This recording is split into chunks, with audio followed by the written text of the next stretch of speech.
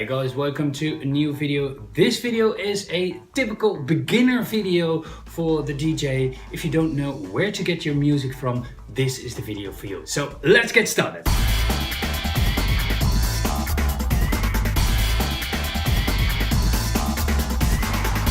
Consider subscribing if you already haven't and hit the bell button to get notified when I upload a new video. The number one site at this moment to get your music from is Beatport, beatport.com.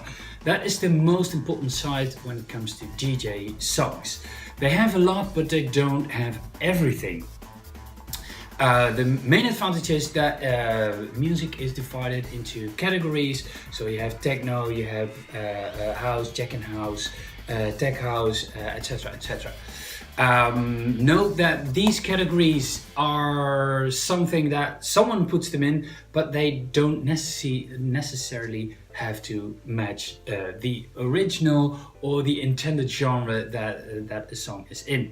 The advantage of Beatport is that you can choose between a MP3 song and a wave song or an AIFF song for better quality. The second source for buying your music is of course iTunes. Note that there is a really big but to purchasing music on iTunes. Make sure that you always convert them to MP3, so you make sure that the CDJs can read them. A simple program for the Mac called All2MP3 will convert them to MP3 files. The next big downside to MP3 files from Beatport, for example, is that the bitrate is lower. The bitrate of iTunes is about, on the top of my head, I think 240 bytes per second, and the MP3s from Beatport, for example, are 320 bits per second. Alleen, you have to take into account to that.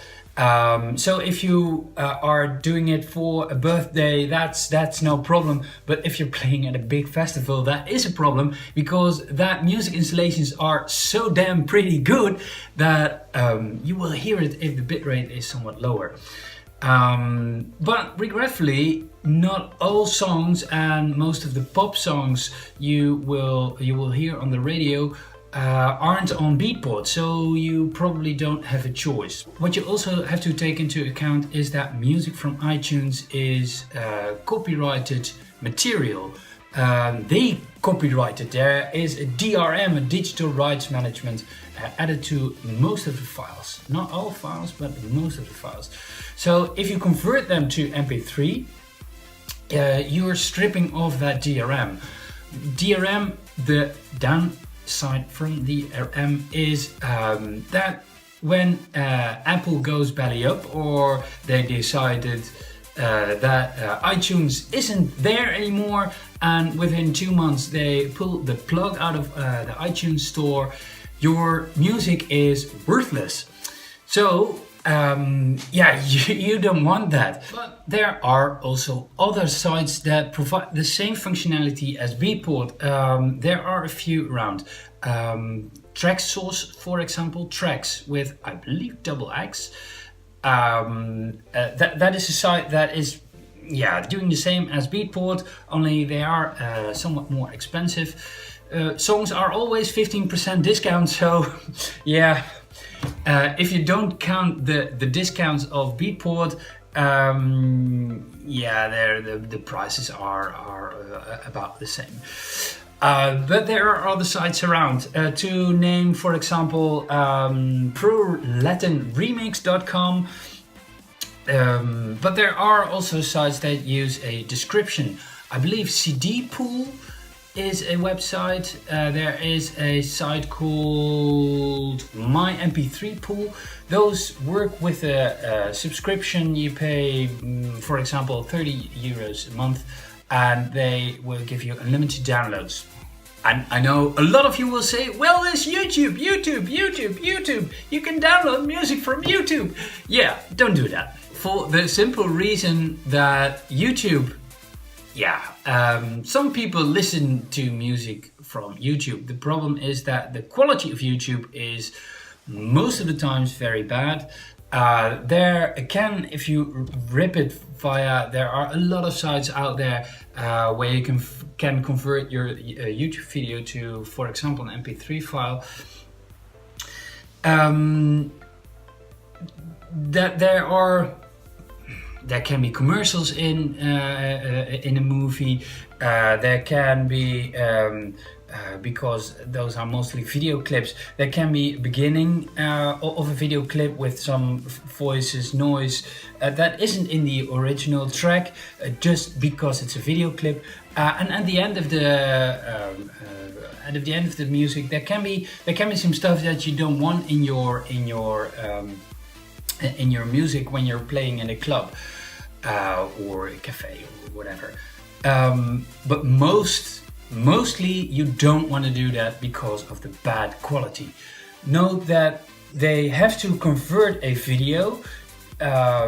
For example, you convert a video to MP4, then or MOV, and what YouTube does, it uses its own compression method.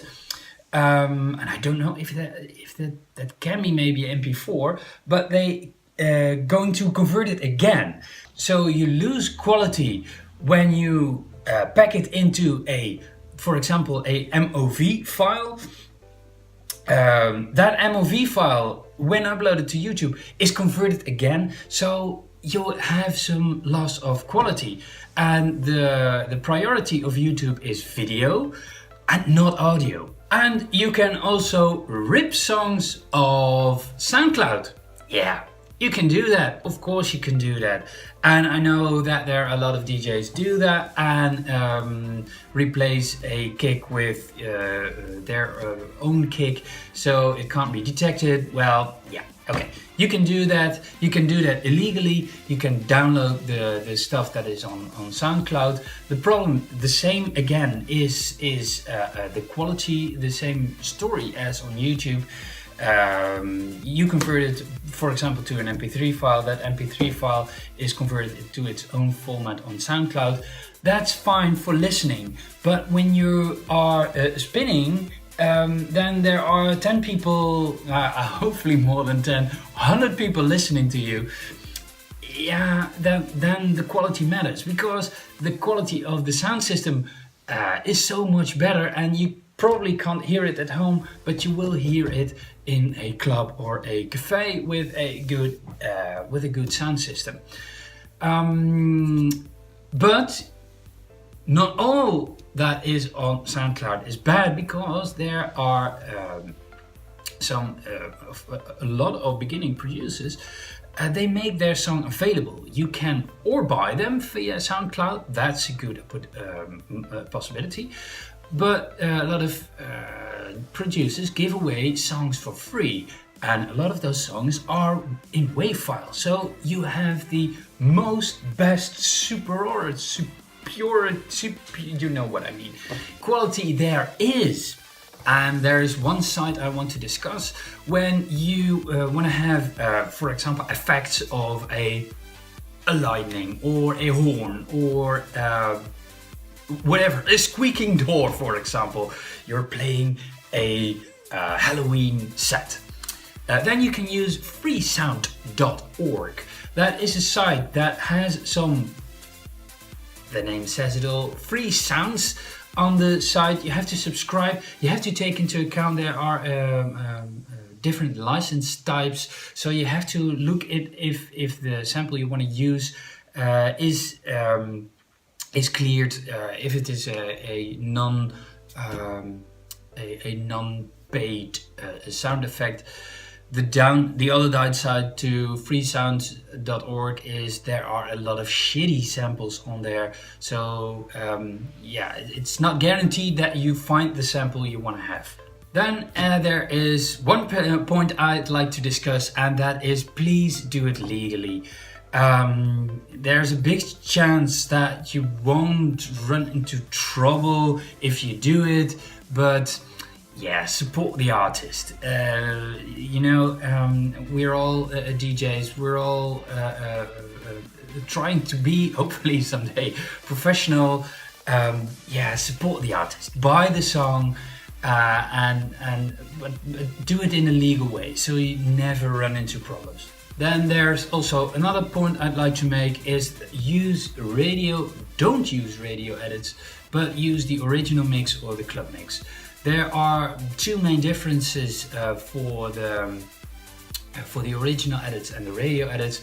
The radio edits are made especially for the radio, so there's probably it is important that the song is louder, so they do concessions in mixing and equalizing, compressing the song, so there is a different dynamic, and club edits, original edits are made for the club.